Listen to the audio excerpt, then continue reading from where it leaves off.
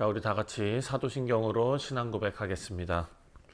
전능하사 천지를 만드신 하나님 아버지를 내가 믿사오며 그 외아들 우리 주 예수 그리스도를 믿사오니 이는 성령으로 잉태하사 동정녀 마리아에게 나시고 본디오 빌라도에게 고난을 받으사 십자가에 못 박혀 죽으시고 장사한 지 사흘 만에 죽은 자 가운데서 다시 살아나시며 하늘에 오르사 전능하신 하나님 우편에 앉아 계시다가 저리로서 사한 자와 죽은 자를 심판하러 오시리라.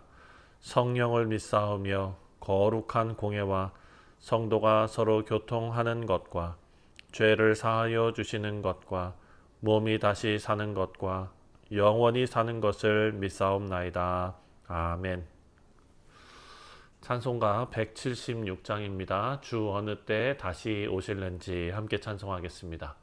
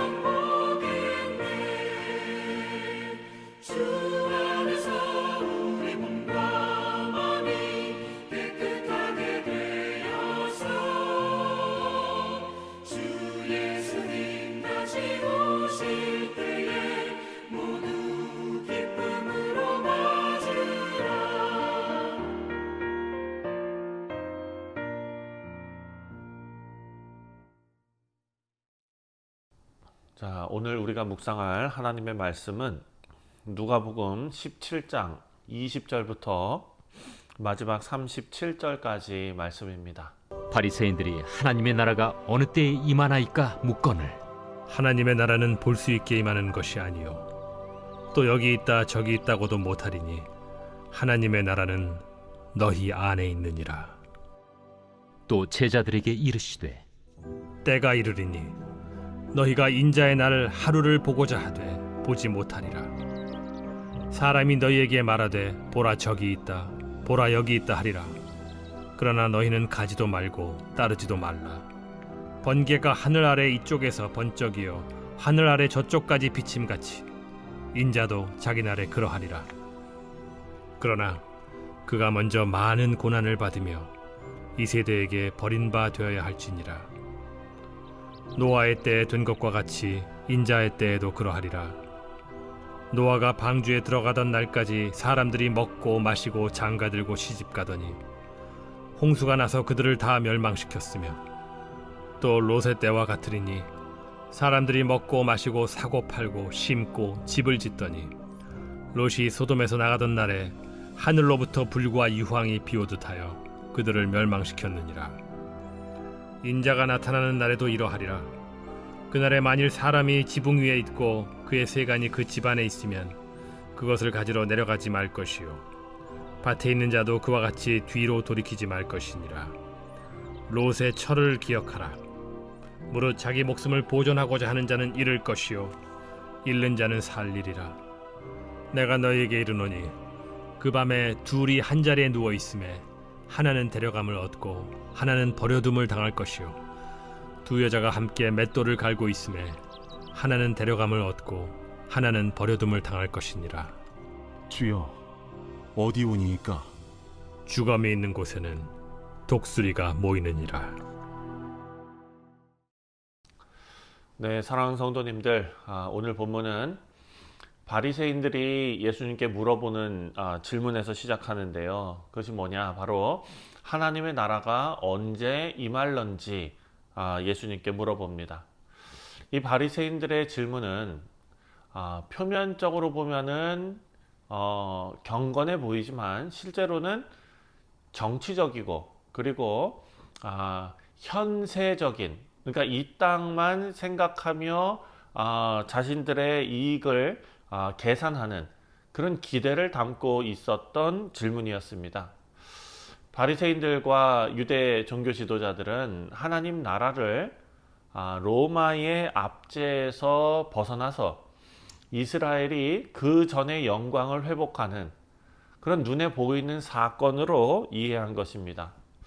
하지만 예수님께서는 그 바리새인들의 잘못된 기대를 깨뜨리시고 하나님의 나라가 본질적으로 어떤 나라인지 차근차근 설명하십니다.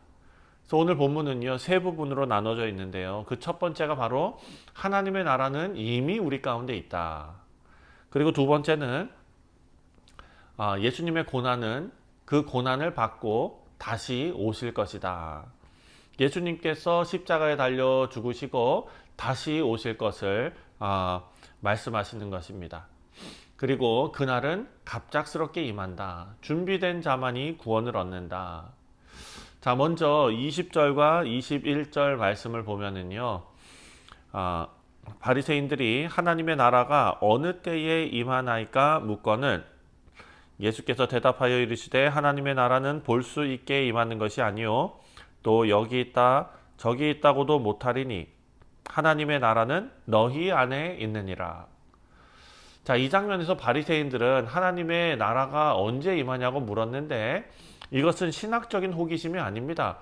그냥 그들이 잘못된 기대, 잘못된 메시아, 그 기대와 연결된 것입니다. 그래서 바리새인들은 메시아가 등장하면 정치적으로, 군사적으로 어떤 방식으로든지 로마를 무너뜨리고 옛 이스라엘의 영광을 회복시키실 것이다 라는 관점을 가지고 있었습니다. 그게 하나님의 나라죠. 그 하나님의 나라는 눈으로 보이는 형태로 임할 것이다 라고 그들이 믿었던 것입니다. 하지만 예수님께서는 그 기대를 깨뜨리시고 하나님의 나라는 볼 수 있게 임하지 않는다 라고 대답하십니다. 하나님의 나라는 사람의 눈으로 외형적인 어떤 변화로 먼저 확인할 수 있는 것이 아니다 라는 것이죠. 그래서 21절 말씀을 보면 여기 있다 저기 있다고도 못하리니 하나님의 나라는 너희 안에 있느니라. 이 표현을 원문 그대로 생각해 보면은요, 너희 가운데 있다 라는 의미입니다. 예수님께서는 지금 그들 앞에 서 계신 바로 예수 그리스도, 예수님 자신 안에서 하나님의 나라가 이미 임했다라는 것을 선포하신 것입니다. 자, 예수님께서 행하신 이적들, 귀신을 쫓아내고 죄인을 회복시키시고 이 모든 것이 바로 하나님의 나라가 실제로 임하고 있다라는 증거였습니다. 하지만 바리새인들은 예수님의 인격과 사역을 다 거부했기 때문에 하나님의 나라를 정작 함께 있으면서도 볼 수 없었다는 것입니다. 자, 이 내용, 예수님께서 설명하신 내용을 우리가 정리하면 하나님의 나라는 예수님께서 이 땅에 오심으로 벌써 시작되었고, 그리고 그 나라의 본질은 하나님께서 각 사람의 마음과 삶을 다스리시는 통치입니다. 그래서 지금 이 나라는 그리스도를 믿는 자들 안에서, 그리고 교회 공동체 안에서 계속해서 역사하고 있으며, 또 우리는 그 통치를 믿음으로 받아들이고 일상의 모든 영역에서 우리가 가정생활을 하든지 직장생활을 하든지 학교에서 생활하든지 우리 일터에서든지 모든 영역에서 순종함으로 그 믿음으로 예수님의 통치를 살아내어야 한다라는 것을 우리에게 가르쳐주고 있습니다. 두 번째로 22절부터 이제 마지막 37절까지의 내용은 하나님의 나라는 완전하게 임할 것이다 라는 말씀을 예수님께서 하십니다. 자, 예수님은 이어지는 말씀을 통해서 하나님의 나라가 궁극적으로 어떻게 완성되는가, 그때 예수님께서 재림하심과 그리고 마지막 심판의 때를 설명하십니다. 22절부터 25절까지 말씀을 보면은 먼저 22절에 이렇게 말하십니다. 또 제자들에게 이르시되 때가 이르니 너희가 인자의 날 하루를 보고자 하되 보지 못하리라. 자, 제자들에게 예수님의 부재 속에서, 예수님 안 계시는 속에서 살아가야 할 시기가 다가오고 있다라는 것을 말씀하시는 겁니다. 그 시기는 믿음의 시험, 고난, 그리고 주님을 다시 만나고자 하는 간절한 마음이 계속해서 커지는 그런 시기입니다. 지금 이 시기죠. 그때 많은 사람들이 보라 저기 있다 여기 있다 하면서 거짓 메시지를 낼 것이다 라고 말합니다. 23절입니다. 사람이 너희에게 말하되 보라 여기 있다 보라 저기 있다 보라 여기 있다 하리라. 그러나 너희는 가지도 말고 따르지도 말라. 예수님께서는 이 거짓으로 종말을 예언하는 자들, 이단적인 메시아, 거짓 메시아, 이들의 주장에 속지 말고 흔들리지 말아야 한다라고 말합니다. 24절에 번개가 하늘 아래 이쪽에서 번쩍이어도 하늘 아래 저쪽까지 비침같이 인자도 자기 날에 그러하리라. 이게 무슨 말씀입니까? 번개는 번쩍, 순간 번쩍이면서 치지 않습니까? 예수님께서 다시 오시는 날이 그렇다는 것입니다. 갑작스럽고, 그리고 모든 이가 분명히 다 알 만큼 명백하게 임하는 사건이다 라는 것입니다. 예수님께서 은밀하게 오시는 것이 아니라 온 우주적이고 또 공개적인 사건으로 다시 오신다. 25절입니다. 그러나 그가 먼저 많은 고난을 받으며 이 세대에게 버린 바 되어야 할지니라. 예수님은 그 영광의 날을 맞기 전에 십자가의 고난, 죽음, 이것을 통해서 그 길을 열어야 한다라는 것을 제자들에게 알려주십니다. 하나님의 나라는 십자가의 은혜를 통과하여 임하는 나라입니다. 자, 예수님께서는 이제 또 노아와 또 룻의 시대를 예로 드십니다. 노아는 어떤 것입니까? 먹고 마시고 장가들고 시집가고 평범한 일상이 계속되던 중에 무엇이 덮쳤습니까? 바로 홍수가 덮쳤습니다. 여러분, 룻의 날도 마찬가지죠. 사고 팔고 심고 집 짓고 평범한 날들이 계속 있었습니다. 그런데 갑자기 불과 유황이 쏟아졌습니다. 예수님께서 이 두 사건을 통해서 말씀하시고자 하는 것은 바로 30절입니다. 인자가 나타나는 날에도 이러하리라.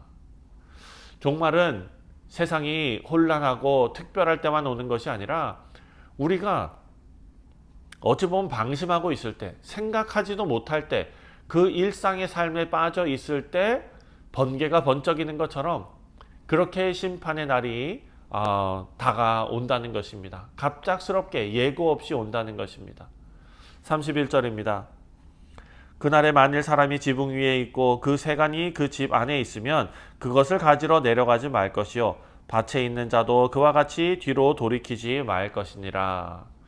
예수님께서는 그날에 세상 것에 미련 두지 말고 온전히 하나님 나라, 그 나라를 향해서 그 방향으로 나아가야 한다라는 것을 말씀하고 계십니다.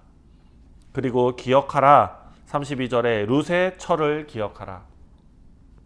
여러분, 룻의 아내가 어떻게 됐습니까? 심판받는 과정에서 구원받는 길을 걷고 있었지만 마음이 여전히 소돔과 고모라에 있었기 때문에 뒤돌아보다가 소금기둥으로 변했습니다. 멸망했습니다. 하나님의 나라를 향해 간다고 하면서 이 세상에 미련을 두면 결코 완전한 구원에 이를 수 없다라는 것이 예수님의 설명입니다. 예수님께서는 마지막으로 심판의 날에 일어날 일을 이렇게 말씀하십니다. 34절과 35절에 내가 너희에게 이르노니 그 밤에 둘이 한 자리에 누워 있음에 하나는 데려감을 얻고 하나는 버려둠을 당할 것이요 두 여자가 함께 맷돌을 갈고 있음에 하나는 데려감을 얻고 하나는 버려둠을 당할 것이니라. 자, 이렇게 분리되는 것입니다. 이 분리는 어떤 외적인 조건이 아니라 마음의 중심, 신앙의 실체에 따라서 일어난다라는 것이죠. 같이 맷돌 갈고 있습니다. 같이 누워 있습니다. 같은 환경, 같은 공동체, 심지어 같은 침대에 있어도 하나님의 나라는 그 마음의 심령에 진실한 준비가 있는 자들, 다시 말해서 믿음이 있는 자들에게만 일어난다. 그들만 데려가신다라는 말씀이죠. 말씀의 결론은 맺습니다. 우리 성도님들, 하나님의 나라는 예수님 오심으로 이미 임했습니다. 예수 그리스도를 믿는 우리 모두가 그 나라 백성으로서 지금 이 순간도 하나님의 통치를 받으며 하나님 나라의 원칙과 통치에 우리는 순종해야 합니다.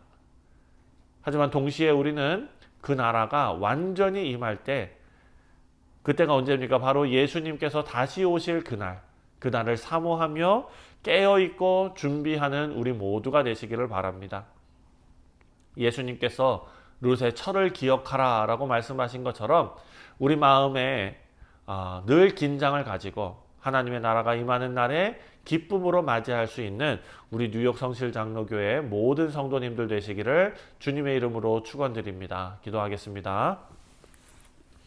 하나님 아버지, 은혜와 사랑에 감사를 드립니다. 우리가 예수님 다시 오실 그 날을 두렵고 떨리는 마음으로 늘 깨어 기도하며 기다릴 수 있는 귀하고 복된 신앙을 허락하여 주옵소서. 오늘 살아가는 우리가 긴장감을 가지며 하나님 뜻을 따라 살아가는, 귀하게 주신 사명을 감당하기에 부족함 없는 우리 교우들 다 되게 하여 주옵소서. 감사드리오며 예수님의 이름으로 기도하옵나이다. 아멘. 하늘에 계신 우리 아버지여, 이름이 거룩히 여김을 받으시오며 나라가 임하시오며 뜻이 하늘에서 이루어진 것 같이 땅에서도 이루어지이다. 오늘 우리에게 일용할 양식을 주시옵고 우리가 우리에게 죄 지은 자를 사하여 준 것 같이 우리 죄를 사하여 주시옵고 우리를 시험에 들게 하지 마시옵고 다만 악에서 구하시옵소서. 나라와 권세와 영광이 아버지께 영원히 있사옵나이다. 아멘. 네, 사랑 성도님들, 오늘 월요일은 교육부서를 위해서 기도하는 날입니다. 우리 다음 세대를 위해서 함께 기도하겠습니다.